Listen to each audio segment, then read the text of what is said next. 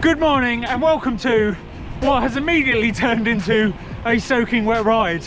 I'm very glad I brought my rain jacket today, but that aside, I hope you all had an absolutely wonderful Christmas. And on that point, today we're over in Hartford visiting my buddy Chris, who lives over this way, so we can go on a festive ride out to a local brewery. Now, anyone who's watched a few of my videos over the last year will probably find that a little bit strange that I'm heading to a brewery today, because you may well know that I gave up alcohol for the whole of this year. And so I haven't actually had a beer since New Year's Eve 2023. And so on that front, I really hope that they've got some good non-alcoholic options at this brewery we're going to. That remains to be seen. But given that it is now almost a complete year since I gave up alcohol, I thought it'd be quite interesting to take you through how I found it, how it's affected me, and if it's actually given me any sort of benefits or improvement. Straight off the bat, before I start though, no part of this video is a condescending or judgmental view on the do's and don'ts of drinking alcohol. If you like a drink and have no intention of stopping, then more power to you. I'm not going to try and convince you otherwise. No, this video is all about my reasons for giving up alcohol and the results that I found from it. So everything I'm about to say is just me sharing my experience, what I've learned over the last year, and how it's helped me as a cyclist, having not drunk anything for the best part of a year.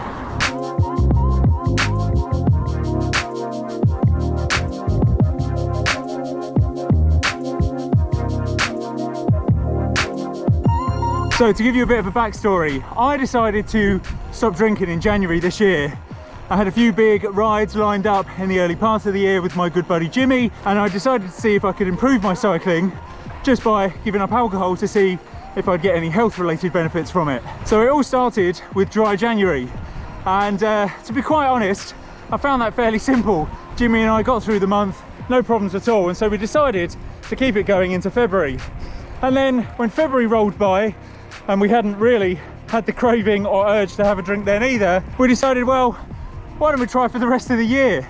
So we did. So fast forward about a year then, and I can say I haven't felt any life-changing differences from it, but I certainly do feel a lot healthier, and there definitely has been a benefit from it. Not just in my cycling, but in my overall health, energy levels, and focus. Now, for context, I wasn't ever really a big drinker anyway. I used to enjoy a beer socially with friends, but I never really used to drink at home that much. And if I did, it was maybe a can of beer with dinner once, or at most twice a month. But I found that even cutting out that small amount of drinking has had a bit of a difference. My recovery times on the bike have improved, and I've got more consistent energy during rides, and I feel sharper mentally, more importantly, both on and off the bike. As someone with ADHD, I found that particularly important because my focus and concentration tend to wander quite a bit anyway. So cutting out the alcohol and being able to increase my focus has massively helped me in my day-to-day life, with the biggest difference being how long it now takes me to edit these videos. Now, don't get me wrong, my ADHD still affects me, and when Premiere Pro, when I'm editing these videos, takes anything more than about 3 seconds to load, I'm straight on my phone looking up something else. However, that doesn't happen anywhere near as much as it used to when I'd had a few beers the night before.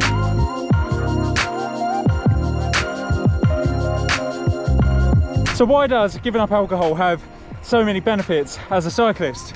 Well, here's a few key reasons and the science behind it. The first one is improved recovery, as I mentioned earlier.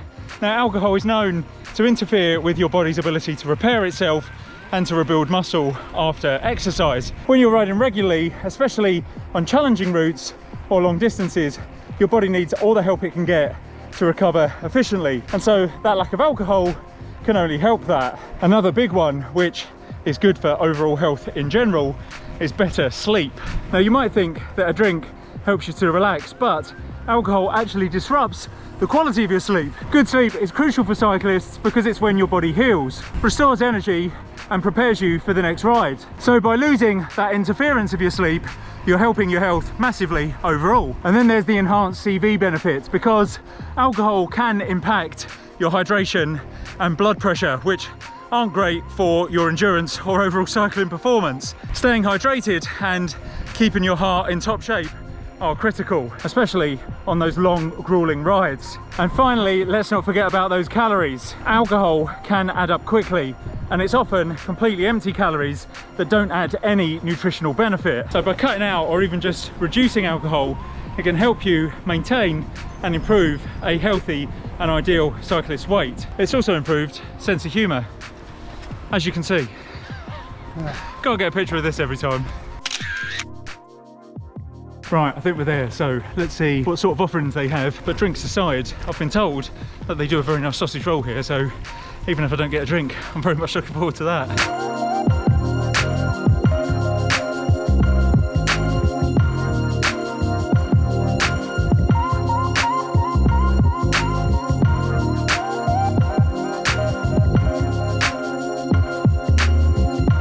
Right, well that was a good few pints in there, and I think we may have left it a little bit too long because although it doesn't look it on the camera, the light is fading quick over there, and having just looked at the time, it's just hit sunset. So yeah, I think it's time to get the lights on, get back home, and I'll give you a bit more detail about how the lack of alcohol this year has improved my health. So now we're back on the road and back on the move.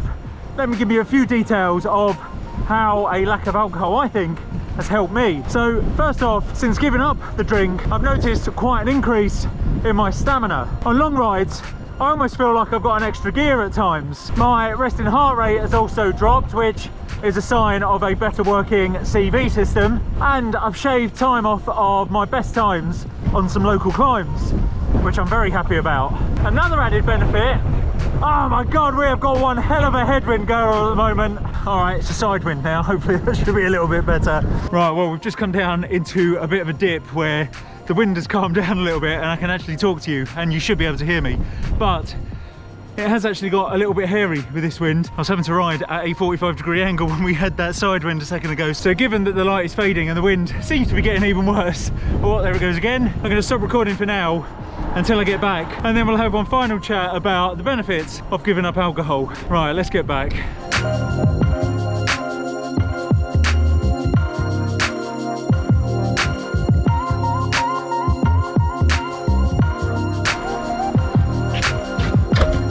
Right, so there you go. That was 50 cold, wet and extremely windy kilometres. But it was a very nice route and a nice couple of drinks in a lovely stop.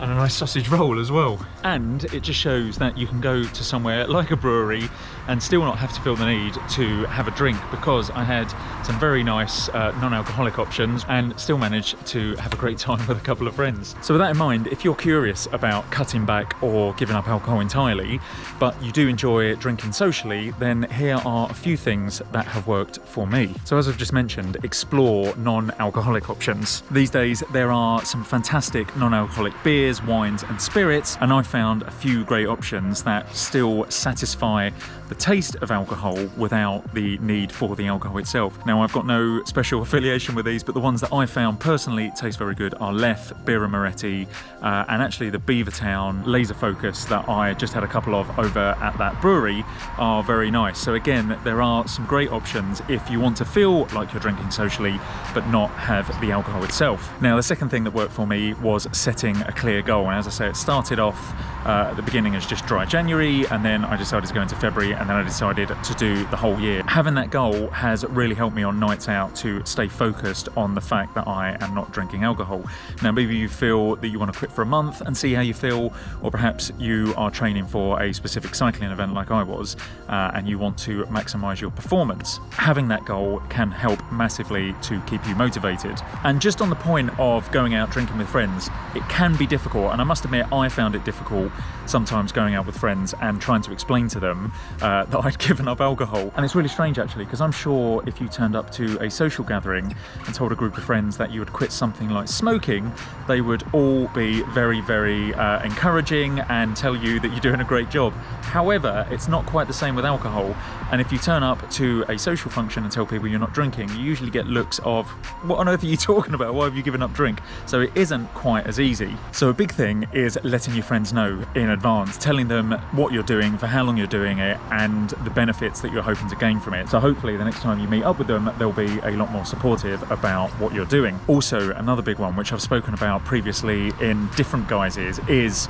the mental aspect of it and focusing on the positives, and it has to be a real attitude change. So rather than thinking about all the things you're giving up, think about the things you are gaining: better fitness, clearer focus, and potentially faster ride times, and just overall general health and fitness gains. It is a trade-off, but it definitely feels worth it in the end. And finally, be kind to yourself. It's great that you are reducing your alcohol intake or trying to cut it out completely, but it's also okay to slip up. You know, we're all human, and sometimes these things happen, and you think to yourself, I've had a hard day, I need a drink to get through this. That is not a problem. Do not beat yourself up too much about that. Just like cycling, progress isn't always linear, but the important thing is to always be moving forward. So to sum it all up, I would say that giving up alcohol isn't a huge magic fix, but for me, it has been an absolute game changer this year for both my cycling and my general health overall. So if you've ever thought about giving up alcohol yourself, even as a short-term experiment, then I would highly recommend giving it a shot. You might just be surprised at the results that you get.